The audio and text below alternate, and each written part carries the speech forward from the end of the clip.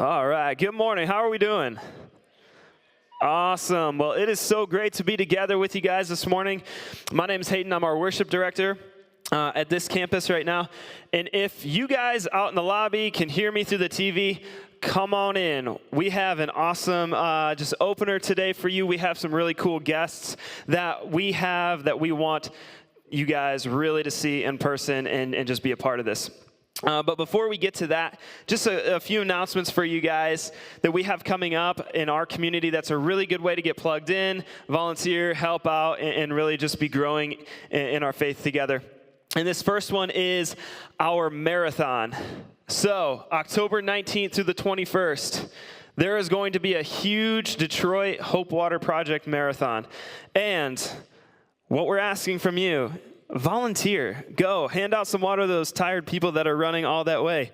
You don't have to be the one running, which is the really nice part. So if you want to be a part of that, this is just an awesome opportunity to really serve those people. And really what this is doing is it's raising money for wells to be dug in Africa. So it's a really, really good cause. So come be a part of that. You can sign up at kensingtonchurch.org/hopewaterproject. The next thing that we have is our Move Out conference, and you can see it here. It is on October 4th at our Troy campus, and really this is a really cool night that we'll get to hear from Jamie Winship. He's flying in, and it's really just how do we actually move out in our faith? How do we actually put our faith into action?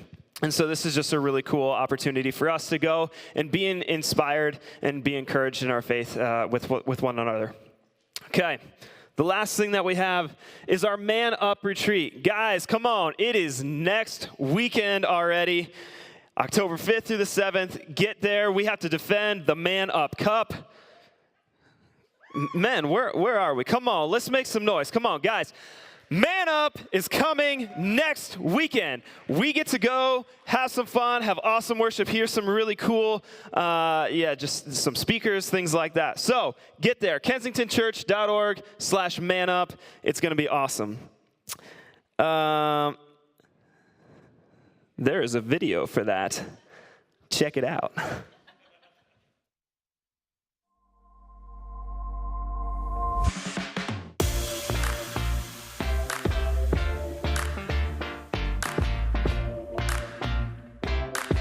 Hey, Kensington, we have our Man Up Men's Retreat coming up, and this year we are talking about courage. We're going to look at the life of Peter and how Peter... I love Peter. Listen, Peter was a bad man. He walked on water, killed Captain Hook, and makes a heck of a peanut butter. Wrong Peter. You're the wrong Peter. Listen, boys, if you want to do something like that, walk on water, I got something for you. I started me a Kickstarter, and this is called my Birkenstocks 2.0. So if you want to walk on water, you just buy you some Birkenstocks for $180. Go show them all the work, boy. Knees higher. Come on, man. No, dummy. Come on, get up. What are you doing? Hey, man, October 5th through 7th, invite a friend, be there. Man up. Try to be more buoyant. Stay on top of the water more. All right, like whale. You owe me $180.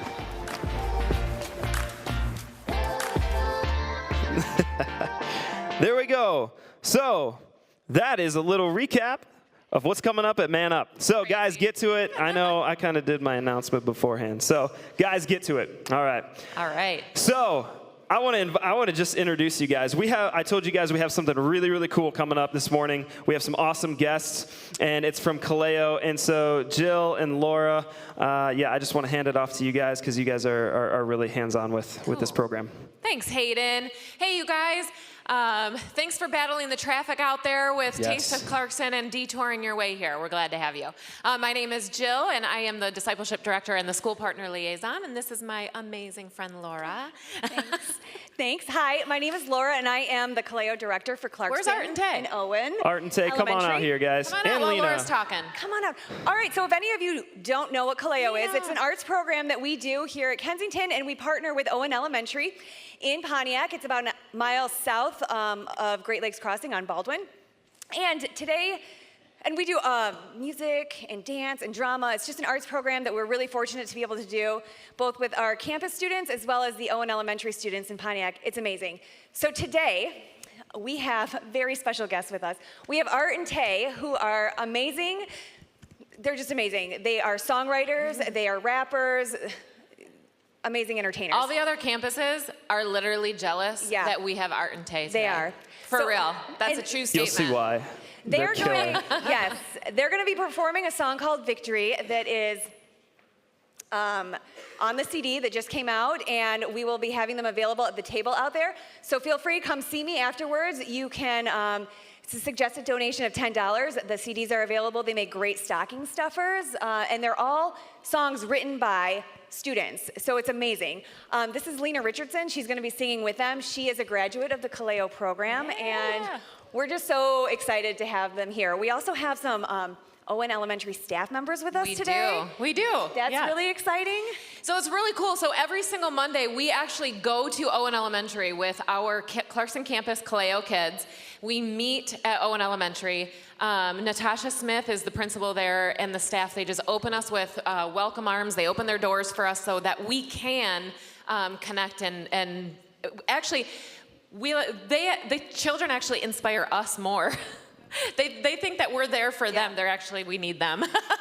It's awesome program, guys. So give it up for these guys one last time. Yes, you guys, you'll be blown away. This is amazing. Yeah, so they are going to do their song, Victory. I want you guys to stand up on your feet. We're going to have some fun. Here we go. All right.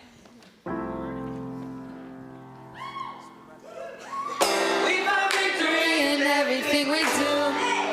We found victory in everything we do. We found victory in everything we do, 'cause I am free. You cannot touch me. You cannot touch me. I praise that city. I'm made in His image. Picture perfect, how you gon' miss independent? Now we unify His name. Peace and grace and same flows overseas. 'Cause we unite in His kingdom. You cannot touch me. You cannot touch me.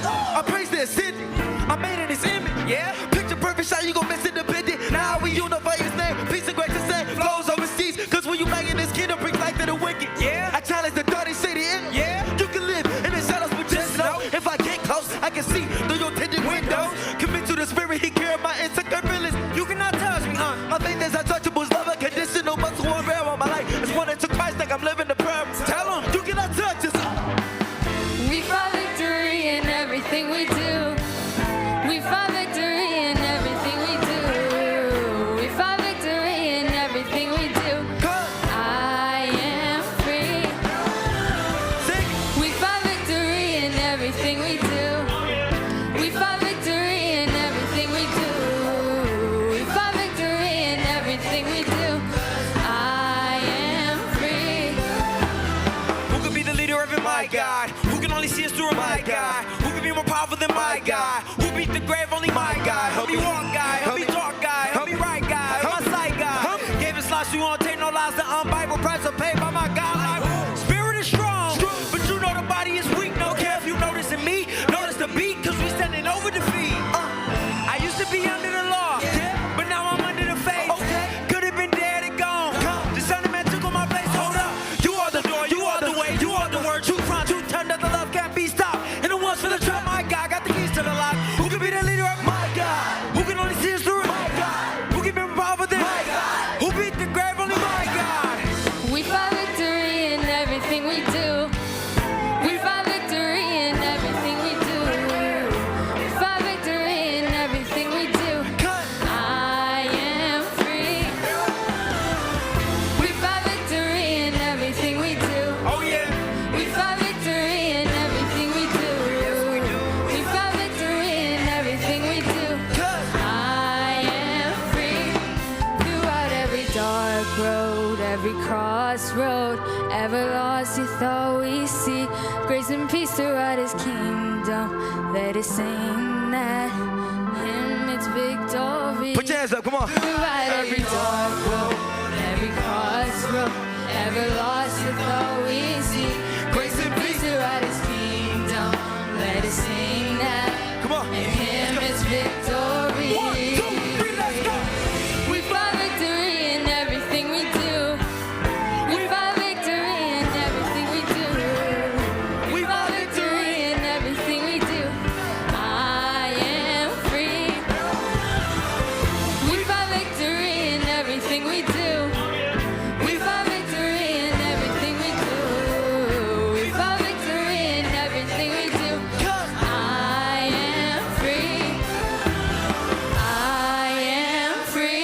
they say we lose. I am free. Let them know we won. I am free. Our victory's in Christ. I am free. We found victory. Thank you.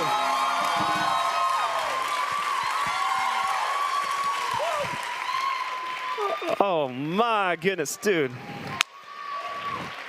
Great job. Give it up for Arte and Lena one more time. My goodness. Before you have a seat, stay standing. But man, as we were going through rehearsal today, I got to watch them do that like 3 or 4 times, and it just blew me away every time how talented those young guys are, and Lena as well. But so as we're wrapping up our Intentional Acts of Kindness series today, we're really just going to be talking about like how do we actually bless others? How do we live that out in our faith? And so that's what we're going to be getting into today. But before we do that, I want you to turn to someone around you, say hi, tell them what's up. Come on.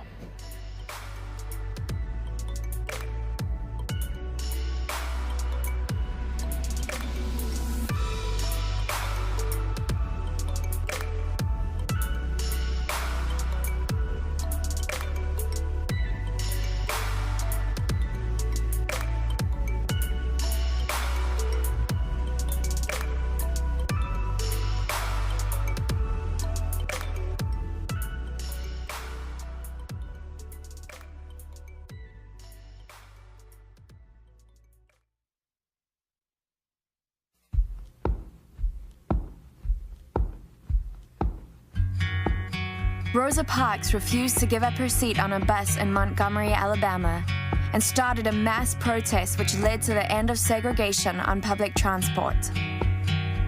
Dietrich Bonhoeffer was a German Lutheran pastor who was consistently outspoken in his criticism of Nazism in Germany. Preferring to stay in the country of his birth, he was eventually arrested and executed in 1945. During World War I, Edith Cavell, a nurse in Belgium, was arrested and executed for helping Allied servicemen escape back to England. Shortly before her execution, she said, "Patriotism is not enough. I must have no hatred or bitterness towards anyone."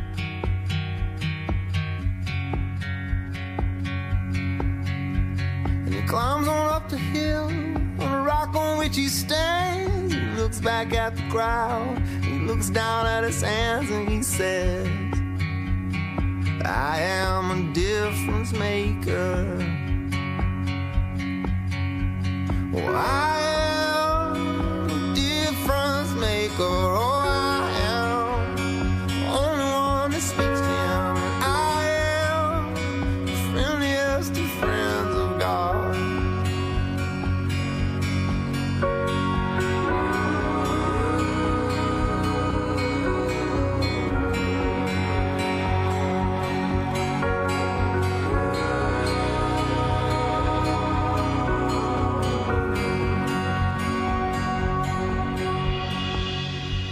Chiune Sugihara was a Japanese diplomat who helped several thousand Jews escape from Lithuania by personally writing exit visas, despite the fact he was disobeying orders from Tokyo not to do so.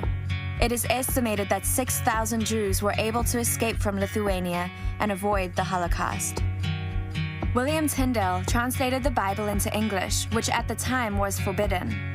For his controversial views and belief everyone should be able to read the Bible in their native tongue, he was later arrested and executed.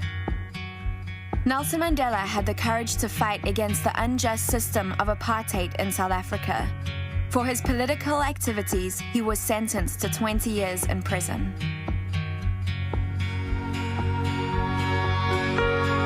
walks on up the hill to the rock on which he stands. He looks back at the crowd, he looks down at his hands, and he says, "I am the difference maker.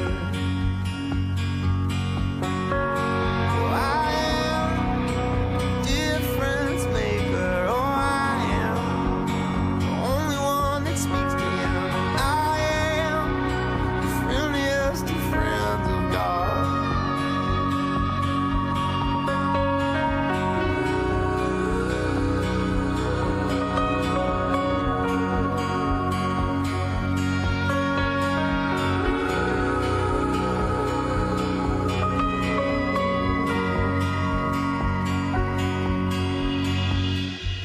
Malala Yousafzai, a Pakistani schoolgirl, defied threats of the Taliban to campaign for the right to education.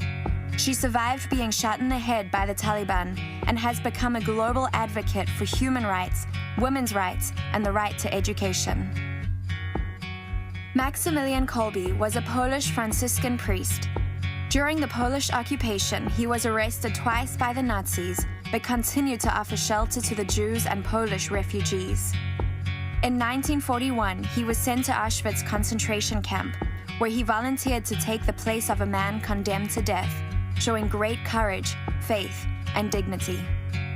I am on the fence about nearly everything I've seen, and I have felt the fire get put out by too much gasoline. We're all strangers passing through a place in time, an afternoon. Life is but a vision in a window that we're peeking through. Helpless conversation with a man who says he cares a lot. It's a passive confrontation about who might throw a punch or not. We are all transgressors, we're all sinners, we're all astronauts. So if you're beating death, then raise your hand, but shut up if you're not. 'Cause I am a difference maker. Oh, I am only one who speaks to him. And I am the friendliest of friends of God. I am a difference maker. Oh, I am only one who speaks to him. And I am the friendliest of friends of God. In 1996, hundreds gathered to protest a KKK rally in Michigan. They chased down a white man wearing a Confederate flag t-shirt, knocked him down, and started hitting and kicking him. An 18-year-old girl, Keisha Thomas, threw herself on top of him to protect him from the angry mob.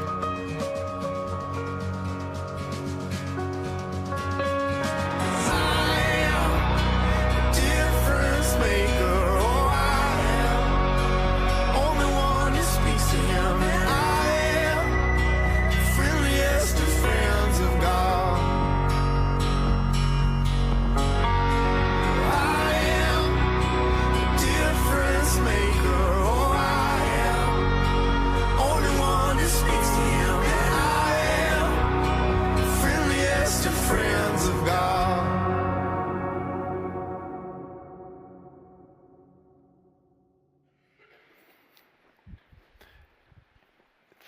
Amazing to stop and think. The song, I Am a Difference Maker.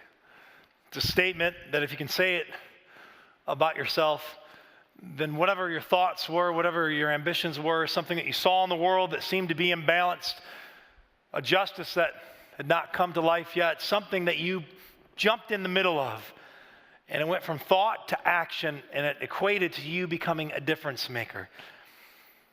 I stop and think about that young lady that protected that man that was there trying to literally persecute her, and she covered him and the harm that was coming to him. A difference maker. It's interesting this month in September that we're 17 years that we've cleared from 9/11. And there's a story that I had read about a guy named Joe Ditmar. And Joe called himself like an average Joe is what he literally said about himself in the article, but he was an insurance executive. And on that day, September 1st, 2011, it was a Tuesday, it was sunny skies, it was clear, and he was on the 105th floor with Rock Hill Insurance Company, and he was sitting in a meeting. He was on the South Tower, and all of a sudden their lights began to flicker, and they heard something. They didn't think much of it for the moment, but then all of a sudden there was a louder explosion. They began to panic. And they walked around, they looked around the office, and they had realized, they began to look out the windows, that the North Tower had a plane sticking out the side of it. And they panicked, and people began to run downstairs, and before you know it, their tower was hit. And Joe was sitting there, and all he could think about, as many people would do, and you can't fault him, was himself, because he was scared for his life. His adrenaline was rushing, and he couldn't think straight, and all of a sudden it hit him that on his insurance company, that it wasn't just him, there were 54 other people that were part of that. He didn't know where half of them were, where they had gone, and something had clicked in him.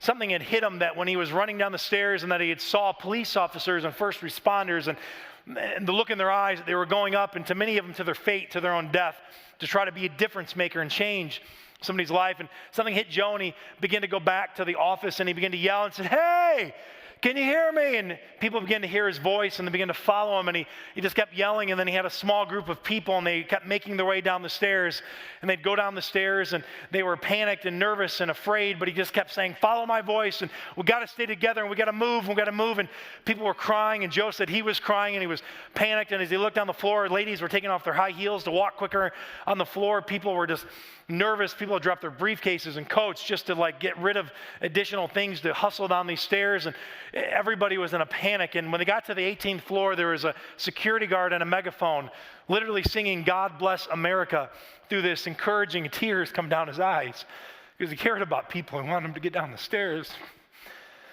Joe just kept running and yelling, and the group came out, and they made it out that day. And only 7 from his 54 incredible people in the assurance group made it out, but he realized that he would have been the only one that had made it out if he had not turned back. And they asked him what he did and how that happened. He said, I don't know where the courage came from. I don't know what it was, but I had to make a difference. Brene Brown has a statement. She's an incredible professor and author and speaker and communicator, and she says this. She says, you can choose courage or you can choose comfort, but listen, but you cannot have both. She is crystal clear. She said, you can do it. You can choose to be courageous and you can choose to be comfortable, but let me let you in on a secret. You can't have both at the same time. They don't exist. It doesn't happen.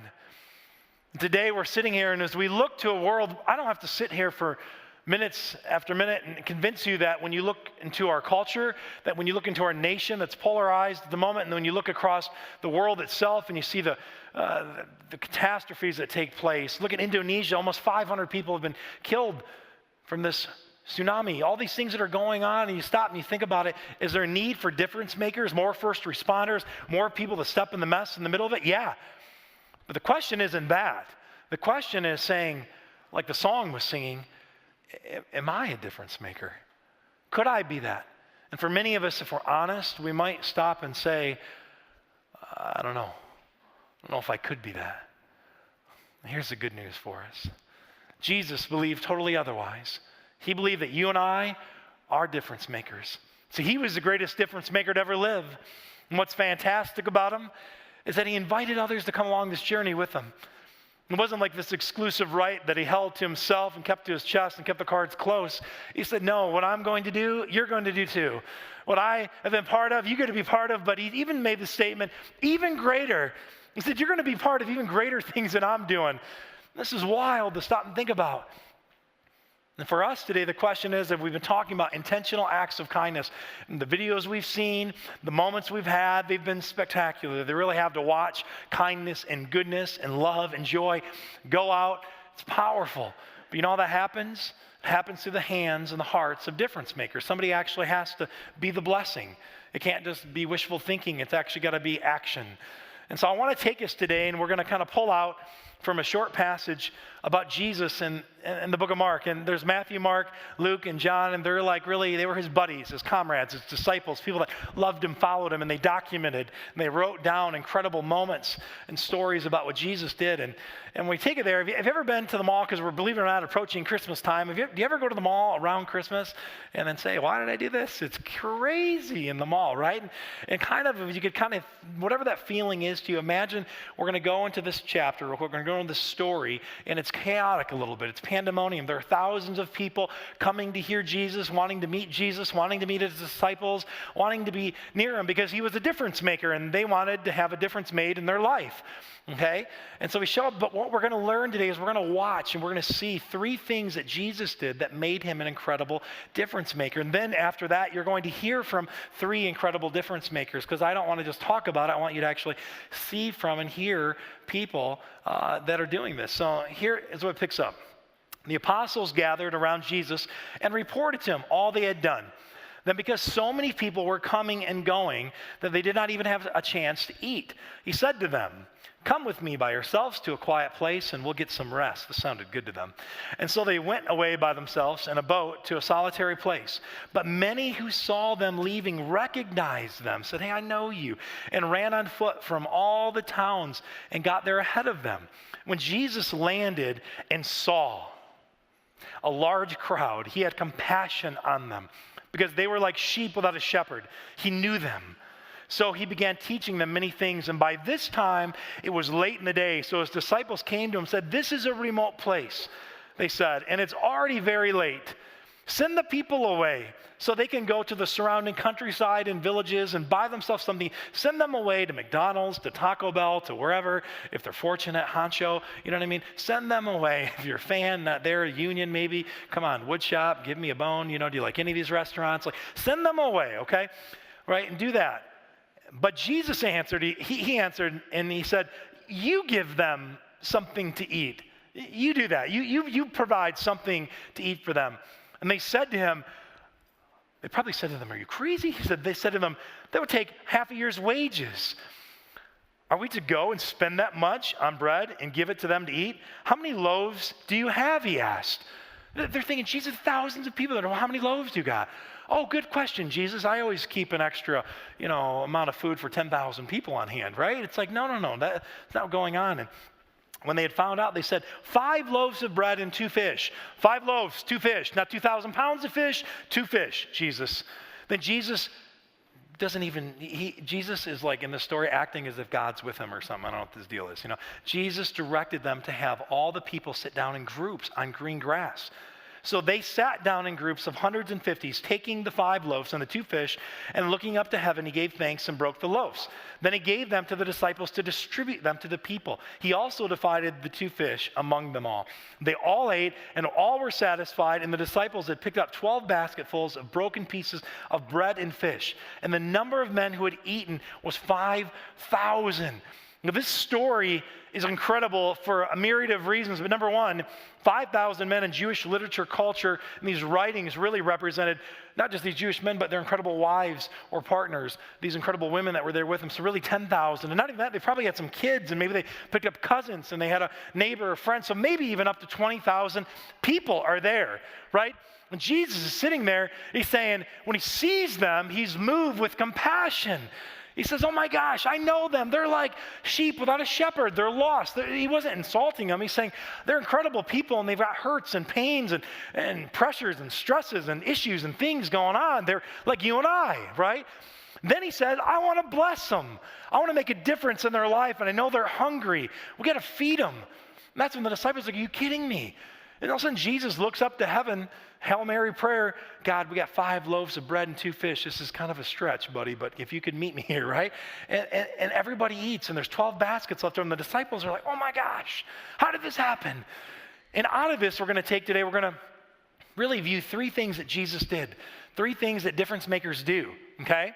We're going to go through them kind of quickly because the first 2 are kind of review, but the last one is what it's all about today, is making a difference. To be a difference maker means you really need to bless somebody.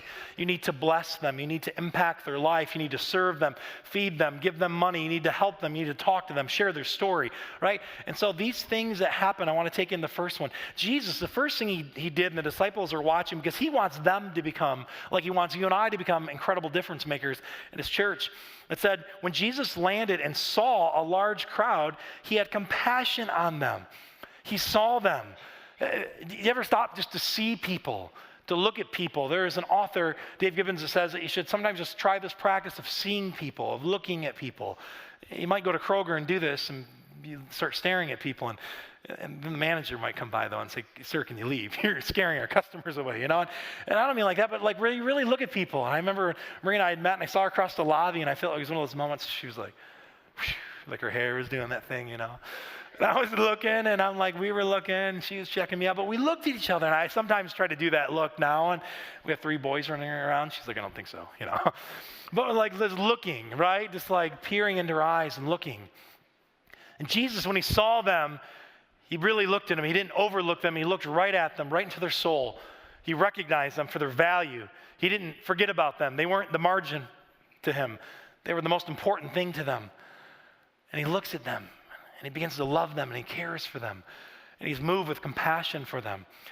This week, we were building these cubbies in our garage. My dad came over, and it was middle of it, like on a Wednesday night, we put out the garbage because the garbage comes Thursday. I don't know when your garbage comes. Mine's Thursday morning, and so it comes, and I see this guy at the end of the street, and he's like in my garbage can, and he's there for a few minutes. So I just walk out to see if I can help. I'm like, I don't know what he's doing, and he's looking for metal in my garbage can, And I see his young wife in the car, and he said, I'm just trying to get some metal. Do you care? I said, no. And I jump in the garbage can with him, kind of. We start pulling stuff out.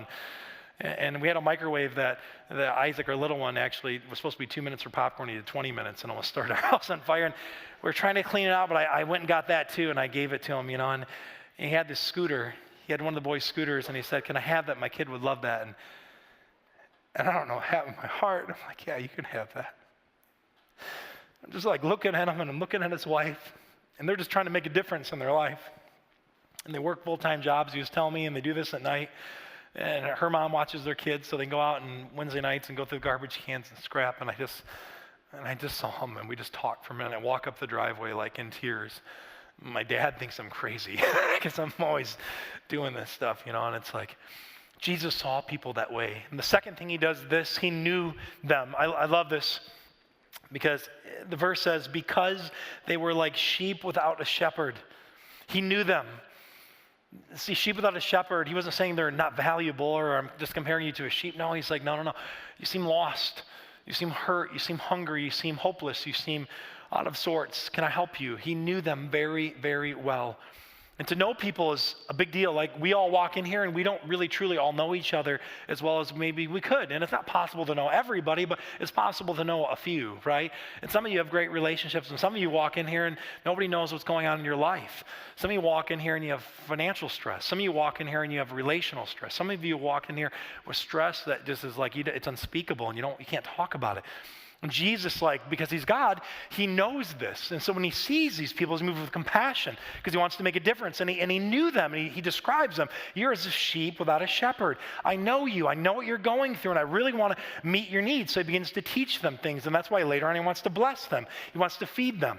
He wants to help them in the most holistic way, spiritually and naturally. That's what he wants to do. You ever know what makes it so great when you actually know people? How many of you watch This Is Us? Be honest. Isn't it the greatest show ever? Like, This Is Us, and we're watching it. Every time we watch it, my wife's like, are you crying yet? I'm like, no. I'm like, are you crying? And we're watching this, and I'm falling in love with Kate, and I want her to get pregnant. I want her to be able to lose the weight she wants. And then Randall, and I'm like, dude, don't be so stressed. It's okay, right? And Kevin, I'm like, you don't need anyone's approval, buddy. I approve you. Just like, and Rebecca and Jack, don't even get me started. I love them. Jack is like the best dad in the world, but the more we know about them, we feel more intimate to them. We feel more connected to them. And Jesus, this is like this point. He said, are you equivocating what Jesus was doing? This is us? I just did. But it goes beyond that. Jesus, he knew them. And sometimes we don't really know what people are going through. There's an incredible young girl, I got a picture of her, Alexandra Valeralis. And she's 17. She's like a straight A student on the honor roll, already looking at college applications. She's on the robotics club. She just does lacrosse. She's unbelievable. And her parents just got back from this incredible vacation. And her dad got a call in the middle of the night, and he gets called by the state police, and he goes out, and they go to this overpass. He goes to this overpass, and he has to identify what was his daughter. And she went to this ledge, and she went there, and though everything seemed to be going okay, nobody really knew what was going on. And she gave up. And mom and dad went back in a room. They began to scour, and they've been to look through her room. They're looking for signs or clues because they thought everything was okay. And they see this in this notebook. There are 200 pages that were just like this. And their page says, you were lazy. She obviously wasn't. And you were a failure, and she obviously wasn't. She was a leader in her class. And you don't know what people go through, do we? You don't know what I'm going through, and I don't know what you're going through, but I'm telling you what Jesus does.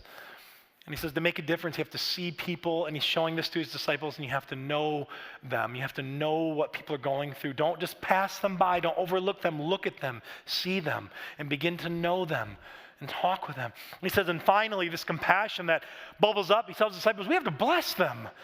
Well, we got to feed them. We got to do something for them. We got to make a difference in their life. And they're like, Jesus, we can't feed 20,000 people. He's like, yeah, we can. We work for God. It'll work out, right? He's got this supernatural optimism. And I love this next part when it comes to blessing. But he answered them, you give them something to eat. He instructs the disciples to do it. He's like, I'm not going to do this. I'm going to be part of it. I'm going to give you the orders, but you go do it. You bless. You be the difference maker. I want you to be the difference maker. Come on, Peter. Come on, James. Come on, John. Come on, Ann. Come on. I want you guys to be the difference maker. You do it. You bless them. Blessing's a powerful thing. We see it at the very beginning in Scripture. Abraham is told that, hey, I'm going to bless you, but then you're going to bless others too. You're going to be a father of many nations. You're going to bless people. You're going to have finances. You're going to have all this stuff. We're going to bless you, and you're going to bless other people. And there's this concept of blessing. Blessing means when you really do see people, and then you begin to know them, but then you do something way out of sorts. It's contradictory to our culture. You actually give generously to them. You say, what can I do for you? What kind of needs can I meet? How can I serve you? Again, can I be part of your life? Can I bless you? It's this overflow. It's this place of literal overflow where God's worked in your life and he said, I've called you, created you to be a difference maker in this world and to bless. It's such a powerful thing. And you say, well, how do I do that? How do I bless?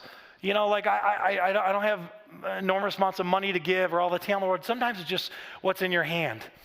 I love this. Mark Nelson taught me this 4 years ago when I met him, and he said, just use what's in your hand. God put something in your hand that's spectacular, it's wonderful, it's amazing, and he's going to use it to bless people in the most interesting and unique ways that you probably never could have imagined. You know, I remember that for Marie and I was in January 2016, and we're having some, you ever have hardship in your finances? Nobody ever likes to talk about it. We're having some hardship in our finances and difficulty, and we're just trying to get our budget straightened out and figure things out. And honestly, nobody would ever say that out loud, but the truth is many of us do that. And I was at Target, and we were there, and we're trying to hang out with my youngest son, or my middle son, Noah. And we were there, and you ever go to like when you're in lines and your kid wants 18 different things from there? Don't you hate that like the retailers put all that stuff up? They got like gum and toys and magazines, and it's like, they know what they're doing. Stop, you know? And we're there, and all of a sudden, Noah's like, can I have his pack of gum? And I'm like, fine. We had to get Ziploc bags for him for school. I remember he needed those. And I put my debit card in the machine, and I pull it out, and it didn't work, and I try it again. And there's a line of people, and you know how amazing people are when you're holding up the line? They look at you, and they're like, hey, don't worry about that. Just take your time, you know? Like, they're looking, they're like, death stare, you know? Like you just like slaughtered their family or something, you know? And they're like upset at you. And I'm trying to do this, and it won't go. And finally, I'm looking at Noah, and he really wants the gum. And I just was like, I was having the worst day, felt like the worst week, worst month, and I just was so discouraged. And I'm like, come on, God. The heck, man. And I was honestly trying to hold back tears in Target. I'm like, that's all I need to do is this big crazy guy burst into tears at Target, you know? And the lady hands me her receipt, and she goes, here, God bless you.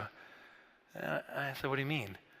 She goes, yeah, God bless you. It's all set. And I said, no, you obviously haven't seen, you know, it's not working. And I look down, and I see the Stride gum. I'm like, Noah, you may have put us in the spot. Ziploc bags, and then cash payment. She paid for it out of her own money. And in that moment, I felt like the hand of God, like supernaturally came in through her life and blessed me. And her blessing, she saw me. And we didn't know each other well for like just a couple minutes in line, but there's something she knew about me. She knew I was hurting and stressed, and maybe she had been there before. And she decided to bless me. She didn't have to. That cost her probably an hour's wage. Almost, you know that, after taxes, she really gave me an hour of her time. Not just $8.29, but an hour of her life, her time. She blessed me with that. And I just thought, she's a difference maker. Jesus says this, he says, look, here's how this works. He said, when you see people, you can't help but be kind of moved with compassion if you really look at them, really zone in, really take the time to look, get laser focused, and begin to know them. Right? Really know that they have something they're going through. And then when you feel the nudge and you feel it, even if it feels uncomfortable or awkward or can't do this, use whatever's in your hand and be a blessing to them. You can do it. I just want to give you a quick acronym of BLESS, okay? I got it from a guy named Dave Ferguson. And he says this. He says, really just like begin with prayer. Number one, I'm telling you, if you write anything down today, write this down or take a picture of it. Begin with prayer. You just start with her, just say, God, is there a way you could use me? Can I be a difference maker? Or even if you feel like your own life is in shambles, I'm telling you, sometimes when you help be part of making a difference in someone's life, God uses that to restore your own. And then listen. Not only pray, but stop and actually listen. Just listen intently, as if God really does want to tell you something. He wants to give you instructions. He wants to encourage you. He wants to tell you and teach you how to be a difference maker. And Dave says this. He loves this part, and I love this too, because I go to Leo's Coney all of the time with people, and I love it, man, to eat with people if they'll eat with you. And maybe, well, what if they won't eat with you? Serve them. Figure out how you can serve them. Just any way, even if it's inconspicuous and you don't want to offend them, but you want to serve them. You want to do something for them, right? And then when the time comes of you've blessed them, share your story with them.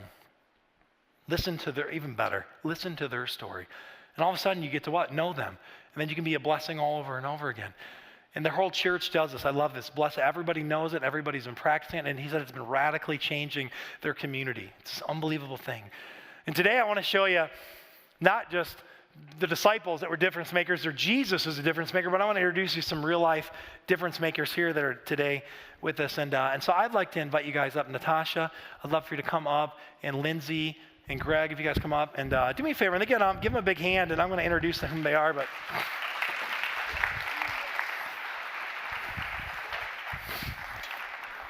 they are, I love it because Jesus' half-brother, James, it was like he would talk about difference makers, and he would talk about them. He said that what he learned from his brother Jesus, he's like, you know what?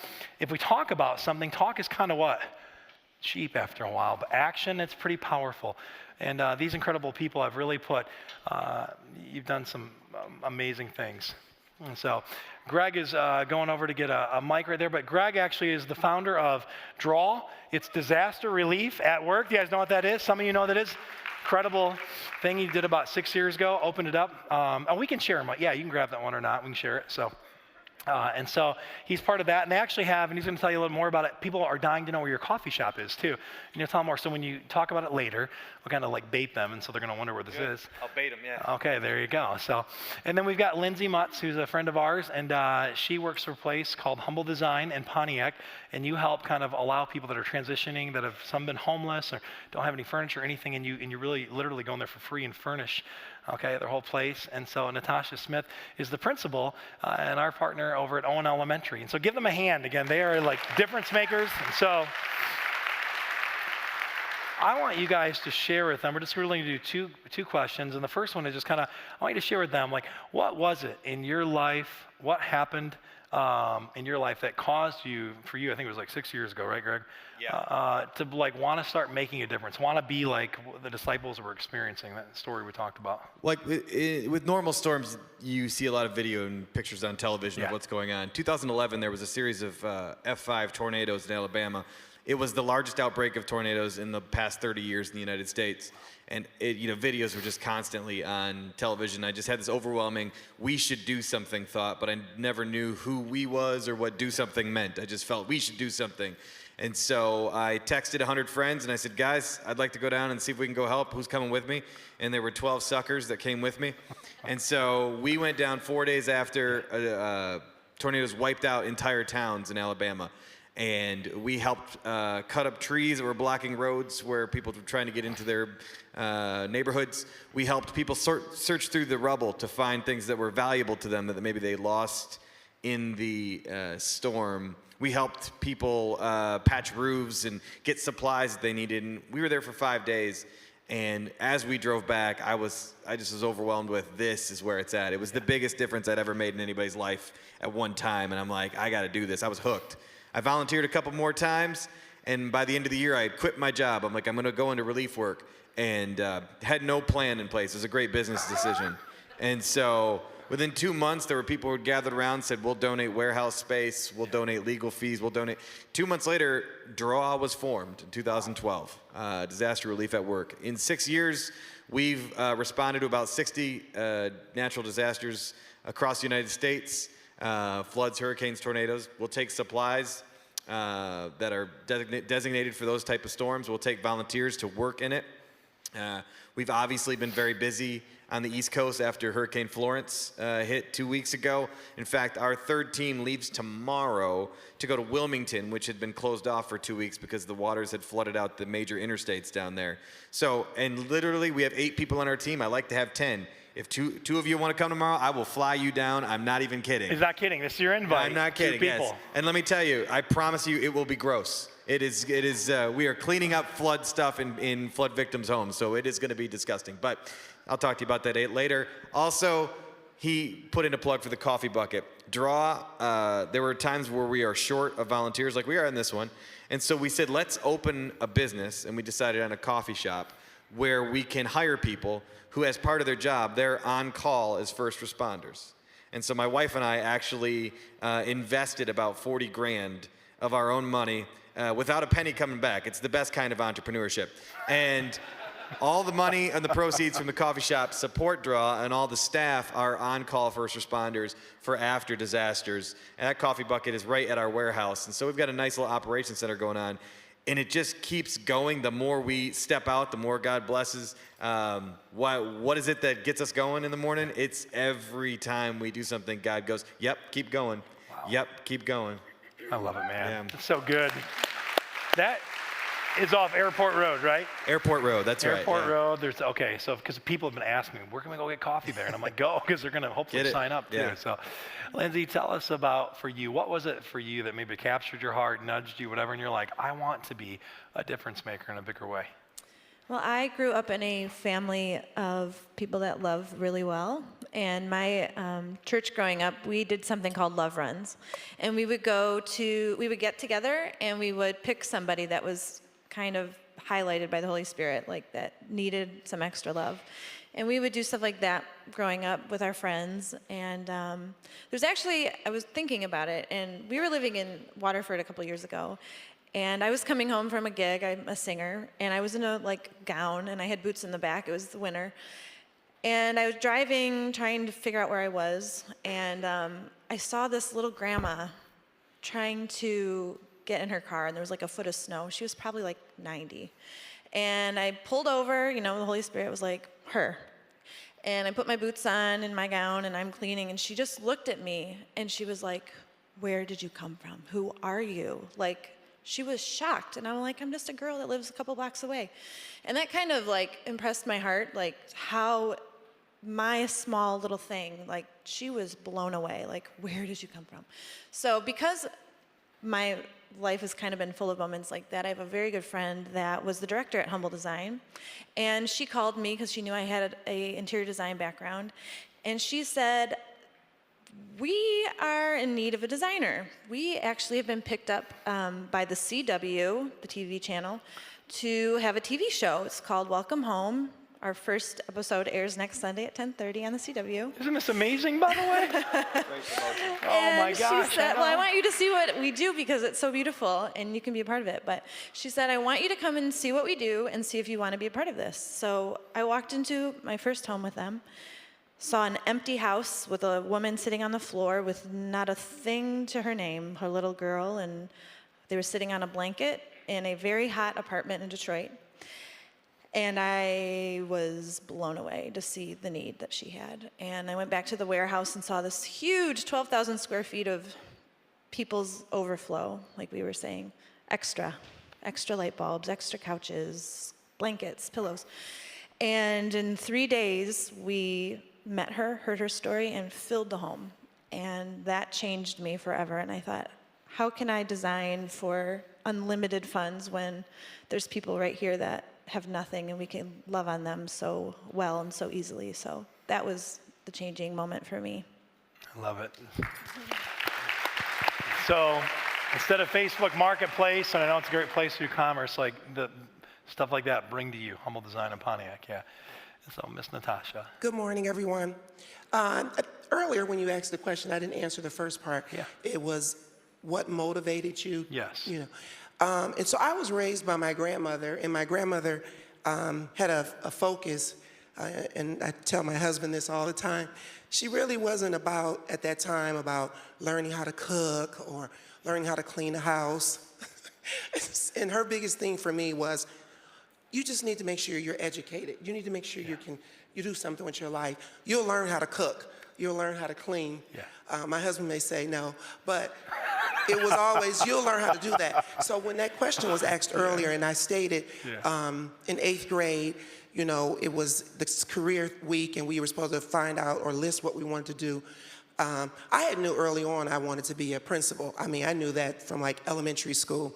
But at that time, you went through the ranks. You became a teacher. You became counselors, assistant principals. And I knew that because I used to be in the office quite a bit. And I'd be sitting in the principal's office, and I'd say things like, I wouldn't do that, or I could do that better than him. And you're a small child.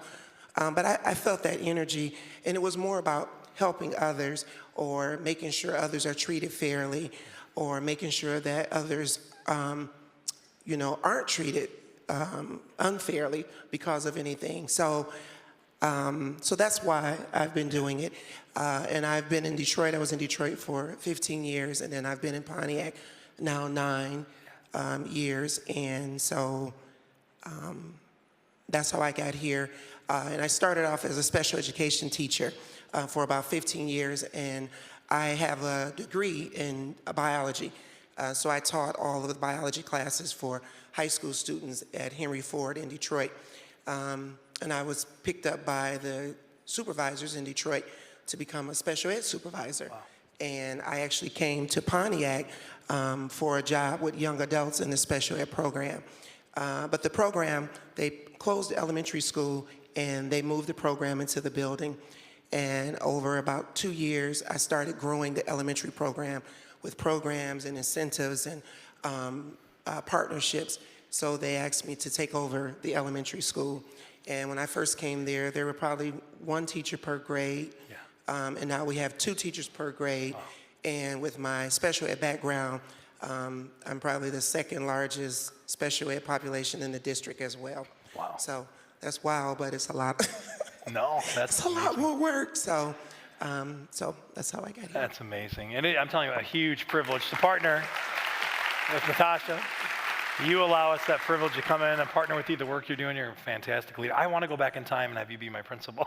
So elementary school, you're so good.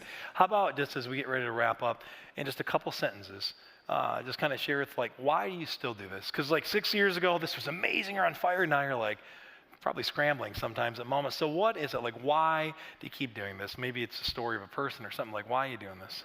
Yeah, I mean, every person is a story, and every story is what gets you going. The overall idea is that there's no other time in the human experience where you go from everyday life to rock bottom in a second than after a natural disaster. These things hit, and people are fine 1 minute, and 20 minutes later, all of their belongings and their communities turned upside down. So every time you meet someone, they're at that rock bottom when we're doing what we're doing. So if we can bring them one step back toward normalcy. Last week, when we were in New Bern, North Carolina, where Hurricane Florence flooded because of all the storm surge, the 9-foot storm surge. We met Noverdeen. Noverdeen was 79 and lived by herself. And when she had to be rescued, she had to wade out to a boat. And when she waded out, the water was already up to her neck. Now, keep in mind, this is not an area where it normally floods. People can go, oh, why do you live in such a low area? This was a freak, weird, first-time thing, and she'd never had this happen. When we called and said, our team is coming, our team did a lot of work, and I could go into details, but I'll just say, when I called, I said, are you ready for us? We'd like to come help you out. She said, please, I don't have anybody. And at that moment, if we can be there and be hope in the middle of hopeless, that's what keeps me going. Every story, we find that we get to be hope, that God uses us to be a blessing to bless others. That's awesome, man. Lindsay, what about you? It's just a couple sentences that, right? Why well, you do for this? me, I have learned through my family and my friends that loving people is free. Just spending a moment and looking at someone and noticing them, touching their hand, opening their car door. That doesn't cost anything. So to change someone's life and give them a good day doesn't have to cost anything but a moment of your attention. And then I also learned through Humble that when I learned that 50% of people in the first year that come out of homelessness go right back into it. They don't have anything to fight for. So for a Humble home, we call them, once we give someone a home, they, for the first time in a lot of scenarios, have something to fight for. They have dignity. They have a couch, they can have company. Only 1% of those people ever go back to being homeless. So, yeah, it's beautiful. So for a little bit of our effort, we sweat, but for a little of our effort to change someone's life for the forecast of their whole life, for their family, to show them love, doesn't cost that much of our effort, and it can change their whole life. So I do it because it doesn't take that much. Wow, amazing. And this is my 25th year as an educator. And like I said, I started as a high school teacher, and that was on purpose. I knew even as a little kid, I would teach bigger people because I always thought, even if they are having a bad life or a troubled life, we're the people that's going to touch them right as they step into adulthood. So we can be an extra force to support them. And so when I transitioned to Pontiac, I was still with young adults. But when I moved over to the elementary school, they're younger, so it became more about those little bright eyes and seeing those light bulb moments. But recently, the district transitioned or rezoned, as they called it, our school. So kids that I have spent the last 7 years with, that I saw from kindergartners getting ready to go to middle school, was no longer there. And I mean, literally 97%. We ended the year 2 years ago with 30 of the original 425 students. So it was a big challenge for us, and I'm sure Jill and Linda could share on our behalf. And so when you asked, I asked myself that the last 2 summers, and I have struggled with that.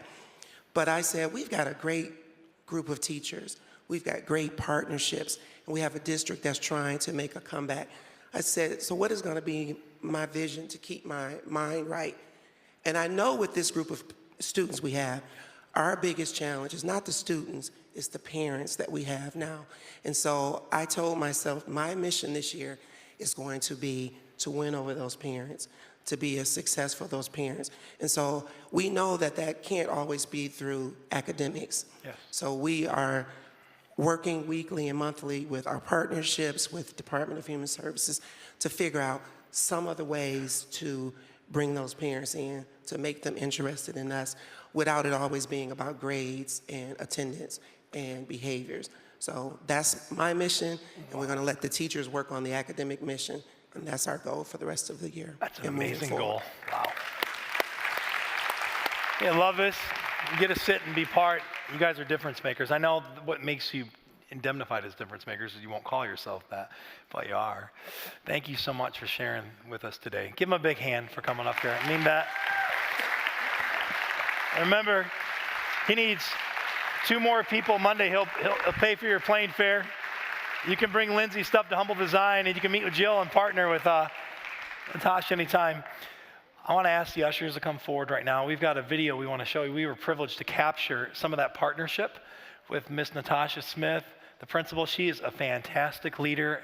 I'm not just saying that, she's an unbelievable leader, and it's really, she allows us the opportunity to serve with her. And so as they take this, if you are a main attender here and you give generously online or now, thank you. If you're not and you're just checking us out, don't feel obligated. It's okay, okay?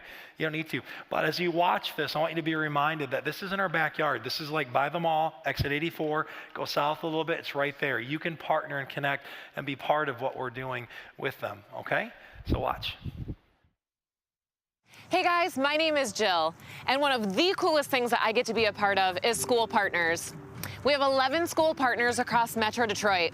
We're in the schools on a weekly basis. We're walking alongside the teachers. We're helping kids with their math, their reading, library time. Another awesome program we have is Kaleo Kids. It's an after-school arts program. Guys, there is so many cool things happening in these schools. So basically, School Partners is all about fostering relationships and building community.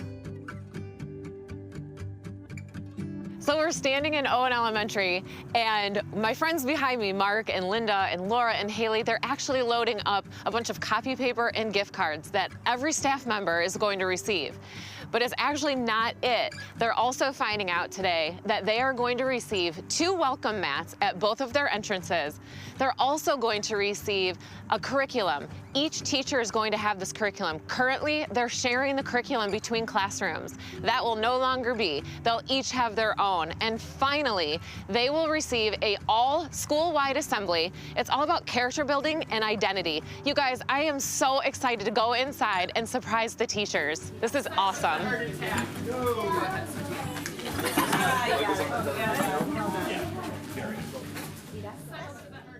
All right, guys. So we are actually in the hall at Owen Elementary, and we're getting ready to go surprise the teachers. Mrs. Smith, the principal here, she called a mandatory staff meeting, and we surprised them with coffee and desserts, and they think right now, like, that's all they're getting. And I'm so excited because we're gonna go interrupt staff meeting and give them all the gifts. Hey guys. Hi. Hey, I know you guys are in staff meeting. I'm really sorry. We actually have a really cool surprise for y'all. Well, okay. Okay. Yeah. Okay, So listen for your name, you guys.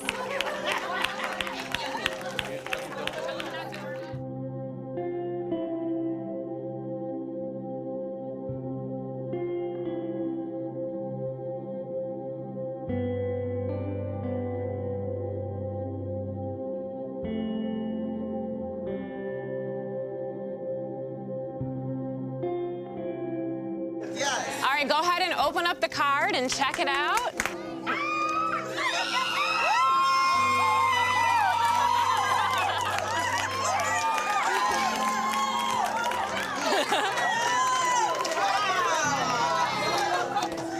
This gift card is for you guys to spend on you.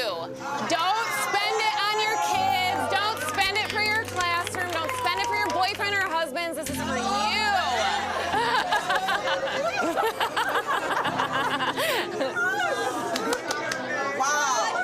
Yeah, we're actually not done. We're actually not done yet. Can I say it with them? I actually would love for you to open this up, and there is something in here that we would like for you to read out loud to your staff. You have to read it out loud. Wow. Dear Ms. Smith and the Owen Elementary staff, what an honor it is to celebrate each of you personally today. But it doesn't stop here. We have 3 more surprises to share with you. First, a custom design entry rug will be created to welcome staff, students, and families and visitors to Owen Elementary School in the Kennedy Center. Second, an additional set of second step education curriculum will be purchased so that each classroom teacher will have their own copy to use. Finally, a fun and interactive school-wide assembly that focuses on identity and character development will be scheduled to support the work you are doing with your students.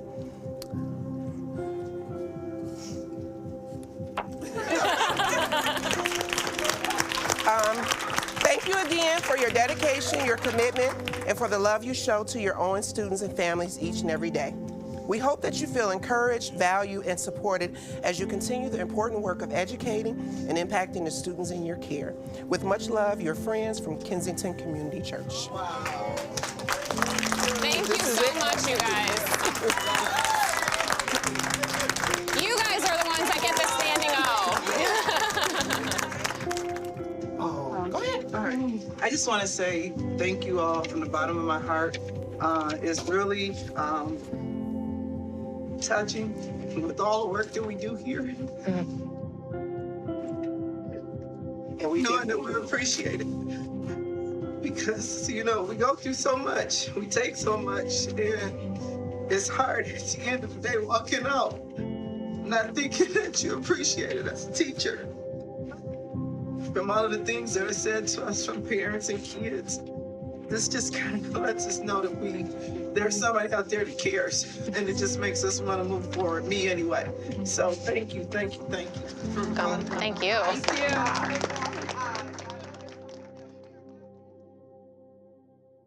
Love, we get to be part of this.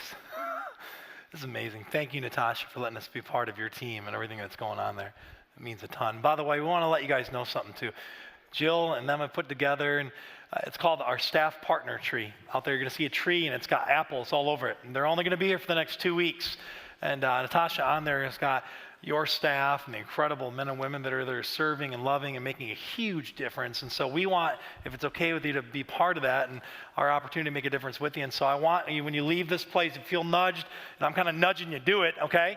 I want you to grab one of those apples. It's got the name of a staff person there that you can make a difference. And Jill will kind of explain more about it, but you could drop them a coffee off once a week. You can send them an email.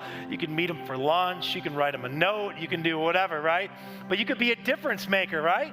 Don't you want that in your heart where you can say, I am a what? Difference. Well, these 4, you guys you're going to be great difference. Let's try that again. Come on now. It's hard to say because, again, it's countercultural, or maybe in our heart we don't think God invited us to do that, but he has. It would be incredible because Jesus Christ is inviting you to be part of this, that where you can say, I am a difference maker. This is who God's called us to be, hardwired you to be. I'm telling you, don't let voices in your head say otherwise. You're a difference maker. I guarantee it.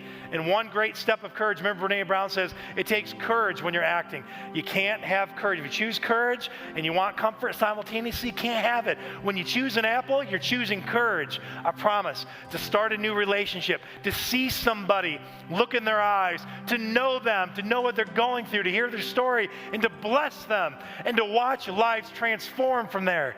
That's what's so incredible. We get to be part of this. We do. there are not often in life that you are just excited to say, we get to be part of this, but this is something we get to be part of. And I don't want you to miss out on that opportunity at all. See, the fullness of life is when you experience God's joy and power and blessing, and when it actually flows through you to others. And then you are so intimately connected to it in the most human way possible, experiencing the most supernatural thing at the same time. Hayden is going to lead us into fullness. It's by Elevation Worship. And by the way, you just done an incredible job, you guys have today with this. And I'm excited as you hear the words. And is it okay? I want to invite them to stand, Hayden. Is it okay as we respond? I'd love for you guys to stand, because I feel like today I'm fired up, man. I want you guys to grab apples, grab pass it on cards. I want you to be a blessing. And as we sing this, think about this. God has a full life for you, a life full of blessing and all sorts of incredible things. And he's inviting you to start seeing people, knowing people, and to be a blessing.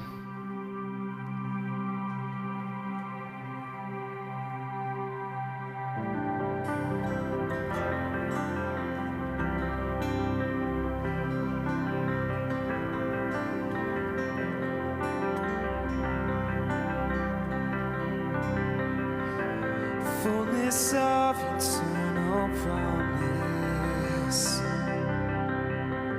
stirring in your sons and daughters, earth revealing heaven's wonders. Spirit come, Spirit come. What you spoke is now unfolding. All your children shall behold it. Dreams awaken in this moment. Spirit come, Spirit come. So pour it out, let your love run over. Here and now, let your glory house. Pour it out, let your love run over.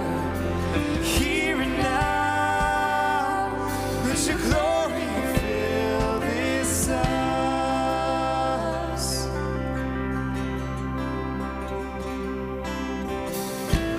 Now the world awaits your presence, and this power is within us. We will rise to be your witness. Come on. Spirit come, Spirit come. So pour it out, let your love run over.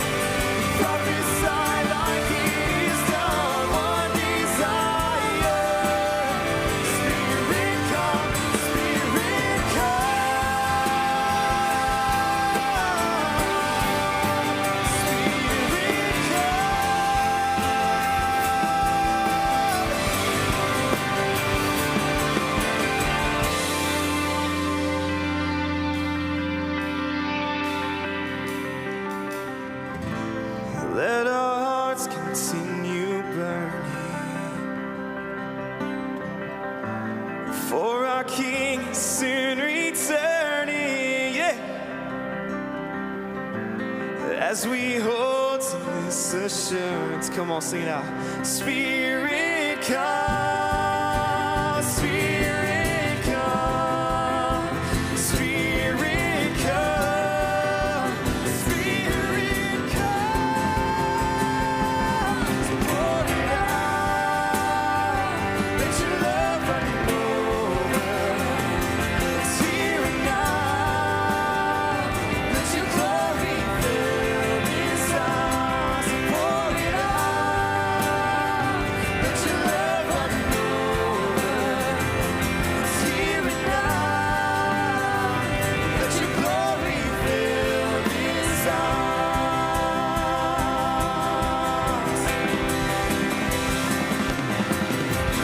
Tongues of fire, testifying of the Son, one desire. Spirit come, speak revival. Prophesy like it is done, one desire. Spirit come, tongues of fire. Testifying of the Son, one desire. Spirit come, speak revival. Prophesy like it is done, one desire. Spirit come,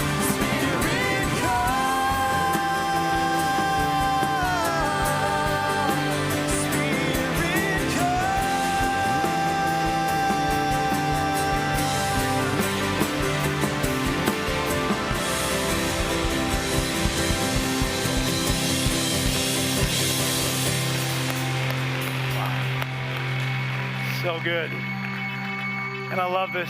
I love days like today. We can be reminded that we get to be difference makers, even if we didn't think we could be. God's called us to be that. There's an apple tree out there with staff partners that we get the privilege to be part of. And I encourage you, I'm not like trying to guilt trip, but if you don't do it, I'm going to look at you funny when I see you. No, I'm just kidding. I love you guys. Please take an apple and feel the nudge. See somebody different, know them, and bless them. God bless you guys. We love you. Thank you for being here. Have an incredible day.